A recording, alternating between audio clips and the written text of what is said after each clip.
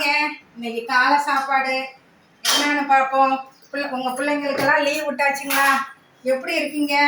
லீவில் என்ஜாய் எப்படி பண்ண போகிறீங்க? யோசிச்சு வச்சுருக்கீங்களா சகோதரிகளே? இது அப்புறம் எடுத்துக்கலாம். பாருங்க, பஞ்சு போல் பூ போல் இட்லிங்க. இங்கே நான் கொஞ்சம் பெருசாக தான் இட்லி ஊற்றுவேன். ஆனால் இவங்க பாருங்க சின்ன சின்னதாக ஊற்றுவா என் பொண்ணு. அப்போ தான் பிடிக்கும் அப்படின்னு சொல்லிட்டு இதில் ஒரு 4-5 இட்லி சாப்பிட்லாம் போல இருக்கும் சகோதரிகளை.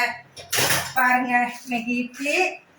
இன்னைக்கு வந்து காய்கறியெல்லாம் கொஞ்சம் ஒரு குருமா மாதிரி இட்லிக்கும் வச்சுக்கலாம், சாப்பாட்டுக்கும் வச்சுக்கலாம் சகோதரிகளை. பாருங்க, நம்ம எதுக்கும் கவலைப்பட வேண்டியதில்லை. எல்லாம் காலமே நம்மளை நடத்தி செல்லுங்க சகோதரிகளை. அதனால நம்ம வந்து எதுக்கும் கவலைப்பட்டு இருக்கணும் தேவை கிடையாது.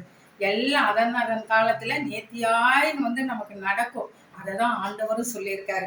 பாருங்க, இன்னைக்கு வந்து அருமையான இட்லி குருமா போல் காய்கறி போட்டு வச்சுருக்கேன். இது சாப்பாட்டுக்கும் வச்சுக்கலாம். ரொம்ப சூப்பராக இருக்கும் சகோதரிகளை. எதுக்கும் கவலைப்படாதீங்க. ஆண்டவர் நம்மளை நடத்தி கொண்டுக்கிட்டு போயிட்டு இருக்காரு. அதனால நம்ம இப்போ திடமனதாக இருப்போம்.